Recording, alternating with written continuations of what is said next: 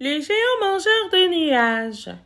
Sanjay, un petit musicien, et sa sœur Uma vivent en Inde. Dans ce pays très chaud, c'est la fête lorsque la pluie arrive. Mais un jour, un géant apparaît et se met à dévorer les nuages. Comment l'arrêter? En route. Ce mois-ci, ton magazine t'emmène faire un beau voyage jusqu'en Inde. Et si tu as envie de bouger, va te promener à trottinette, à bicyclette ou à pied. C'est bientôt l'été. Les blagues de Zoé. Que mange un ogre après qu'on lui a soigné une carie? Le dentiste. Un idiot dit à un autre idiot. À qui écris-tu cette lettre? À moi-même. Qu'est-ce que tu écris? Je ne sais pas, je ne l'ai pas encore reçu. Un chien demande à son chiot, as-tu appris des choses à l'école? Ouf ouf. Et en langue étrangère, miaou. Tu es dans une voiture, un cochon vert te poursuit et une fusée te survole. Qu'est-ce que tu fais? Tu attends que le manège s'arrête. La petite histoire, le vilain virus. Une histoire écrite par Paul Brière et illustrée par Amélie Ayotte. Voici Charlie, la chauve-souris. On dit qu'elle a un vilain virus, mais elle ne semble pas malade. Elle vit tranquille sa vie de chauve-souris. Pendant ce temps, la ville voisine s'agrandit. Elle s'agrandit tant qu'on multiplie les constructions.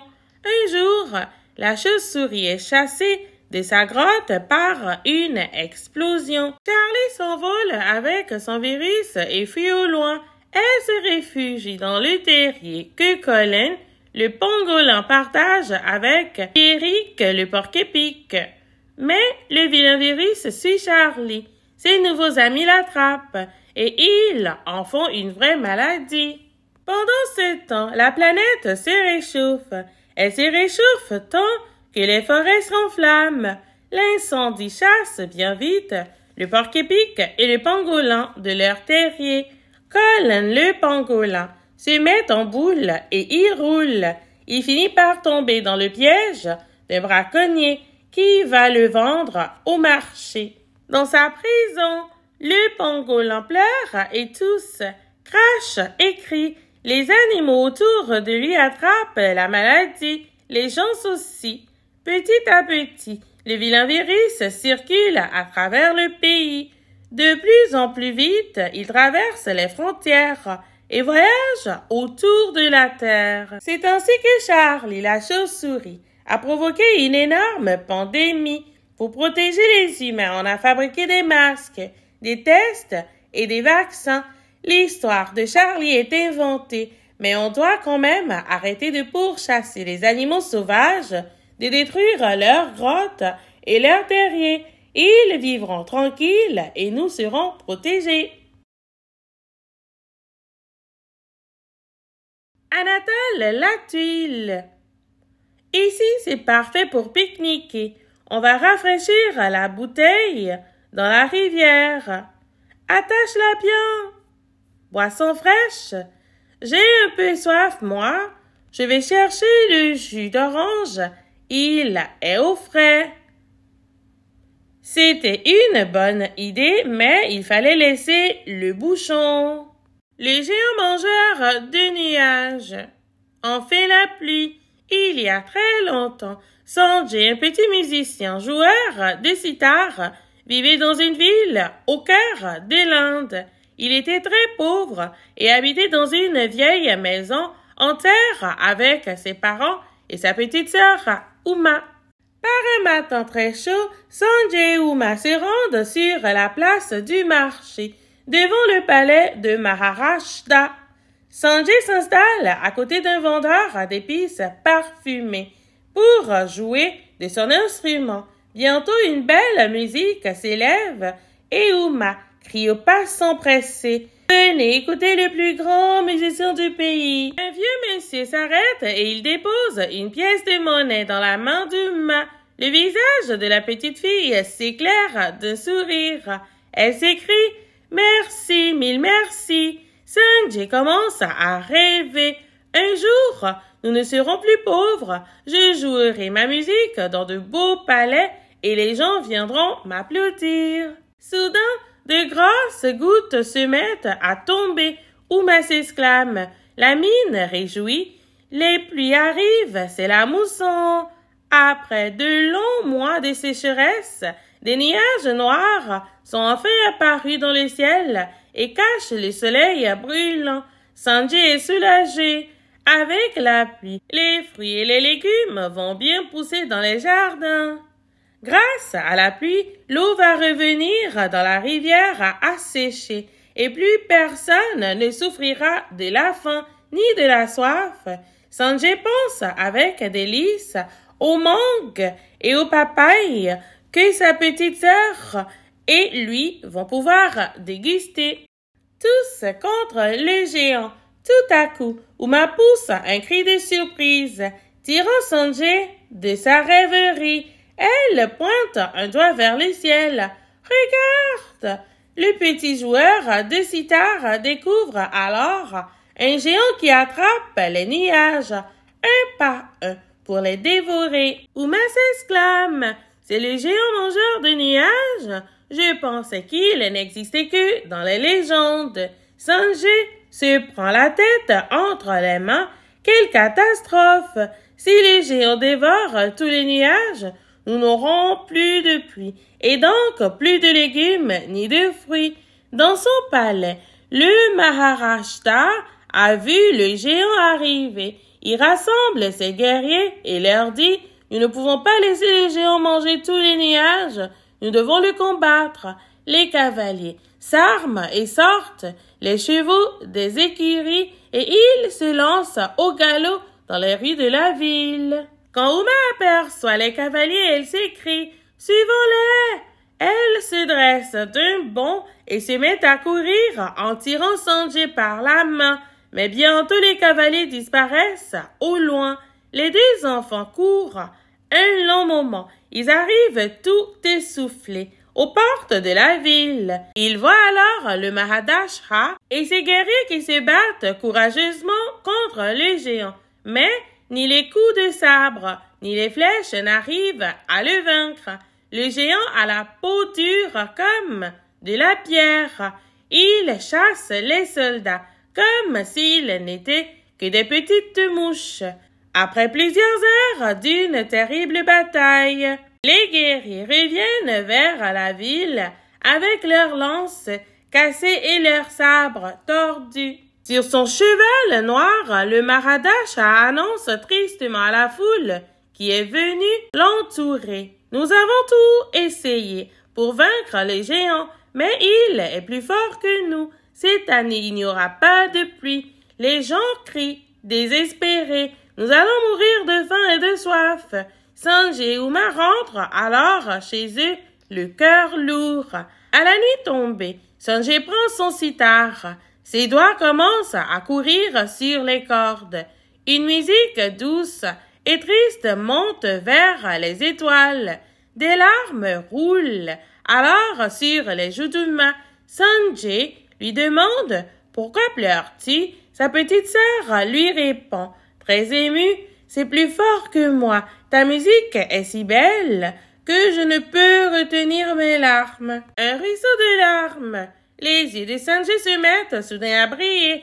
Il s'écrie, « J'ai une idée pour que la pluie revienne. Demain, nous irons voir le Maharashtra. » Le soleil vient à peine de se lever quand les deux enfants se présentent au palais du Maharashtra.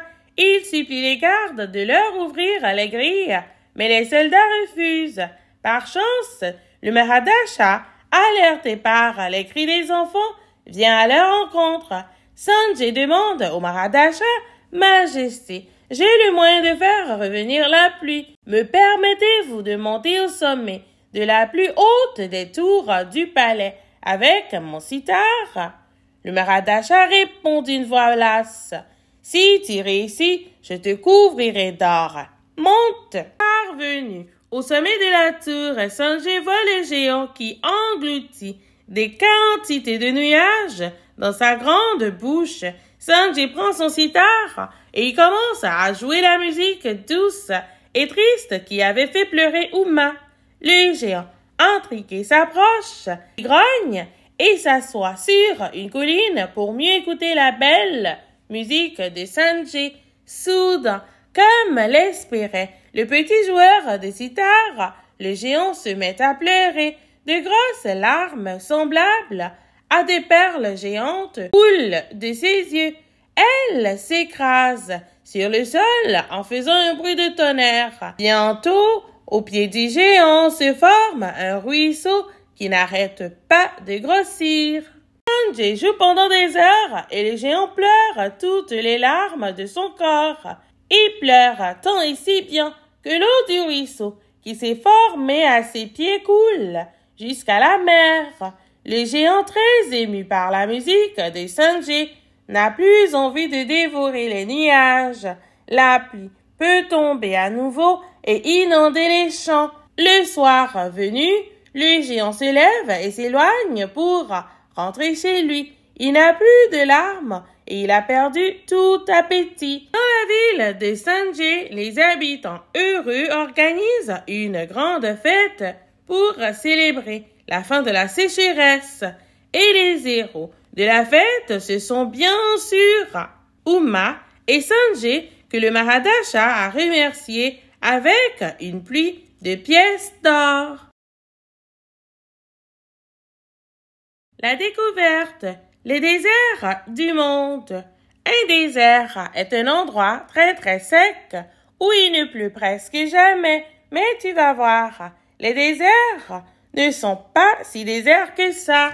Le désert du Sahara. Situé en Afrique, le Sahara est le plus grand désert du monde. Ses habitants, couleur sable, sont bien cachés. Ce fennec rejoint ses petits dans son terrier. Cette gerbille se cache pour ne pas se faire attraper. Ce scorpion capture un petit lézard à l'aide de ses pinces. L'acacia a des racines très longues qui puisent l'eau dans le sol. Cette vipère du désert aime se cacher dans le sable. Ce vautour mange les restes d'un animal mort. Le chat du désert marche sans laisser des traces dans le sable. Le dromadaire peut rester 3 semaines sans boire. Le désert de Gobi. Ce désert s'étend entre la Chine et la Mongolie. L'hiver, il fait très froid ici et l'été très chaud. Le chameau a de longs poils qui le protègent du sable et du froid. L'Hémione est un âne sauvage. Il peut galoper très vite. Des oignons sauvages poussent dans ce désert. La gerboise a une queue en forme de pinceau.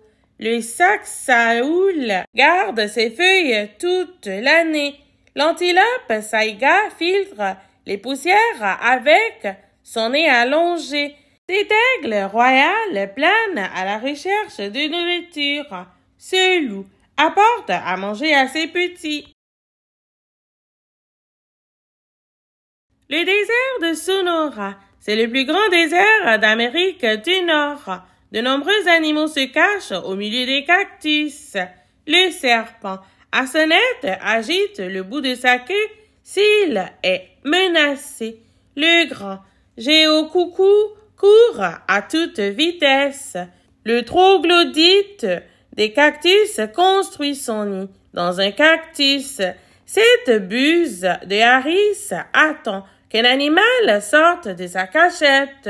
Ce coyote renifle le sol à la recherche d'un rongeur ou d'un oiseau. Le cactus saguaro peut faire la taille d'un immeuble de 4 étages. Le yucca a des feuilles très pointues qui poussent autour du tronc. Ce rat kangourou saute comme un kangourou. Le grand désert de sable. Plus de la moitié moitié de l'Australie est désertique, tu vas voir de curieux animaux vivent là. L'herbe porc-épic sert de refuge à de nombreux animaux. Les meux ne volent pas, mais ils courent très vite. L'échidné attrape des termites avec sa longue langue prononcée échidné. Ce lézard à collerette gonfle sa collerette pour faire peur. Le moloch capte les gouttelettes d'eau dans l'air avec ses pics. Le wallaby saute très loin grâce à ses pattes puissantes. Le cinq rugueux a la queue aussi large que la tête. Le bilby creuse un terrier avec ses pattes griffues. Et aussi les déserts de l'Atacama.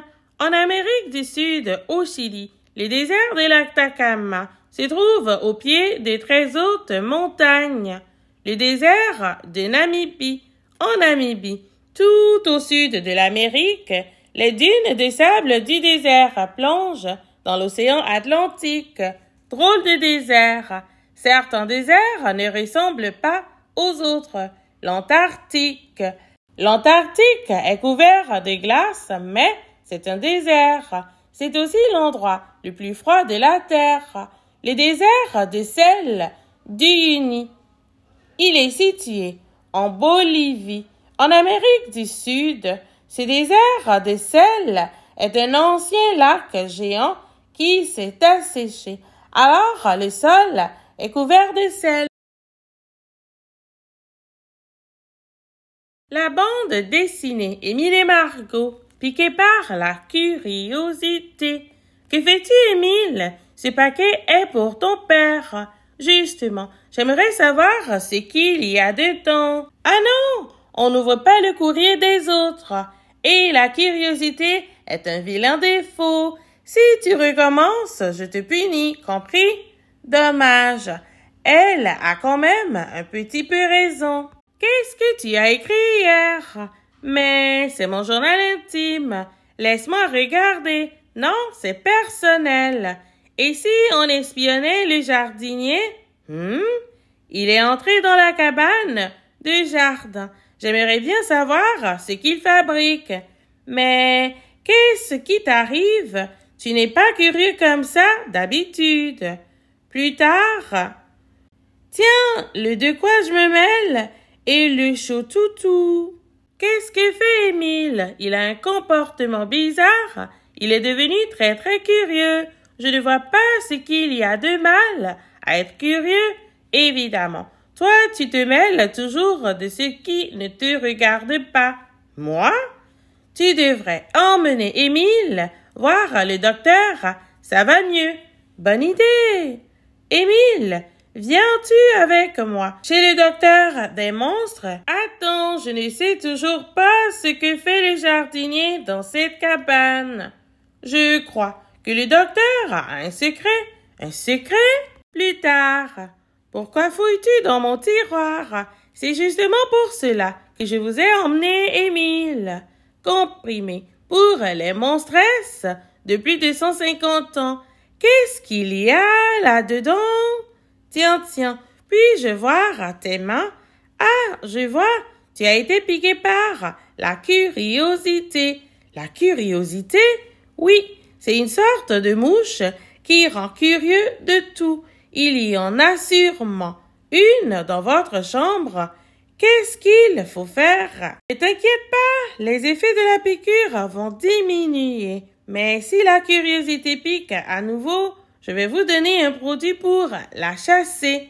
De retour au château, je crois que je l'ai trouvé. Bzzz, comment t'appelles-tu, toi? Et qu'est-ce que tu as dans la main? C'est quoi? Tu vas voir. Pshh! Ah! Au secours! Attention, elle part dans le couloir. Elle s'est posée sur mademoiselle Nickel Chrome. Vous aviez quelque chose pour moi? Oui, on a livré ces colis pour vous. Aïe! Paf! Mais permettez-moi de l'ouvrir avant de vous le donner. Tiens, mais qui a pu vous envoyer des bas comme ceux-là? Puis-je voir la pointure? Vous êtes sûr qu'ils vous iront? Arrêtez! La fin.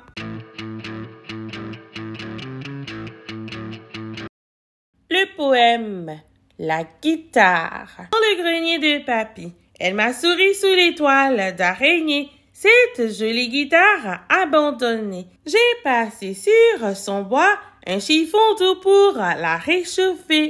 Elle était un peu blessée, avec sa corde cassée.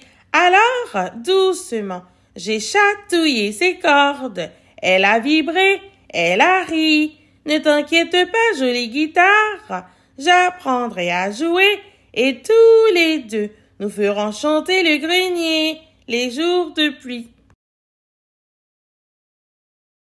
Le défi écolo. Un maringouin m'a piqué.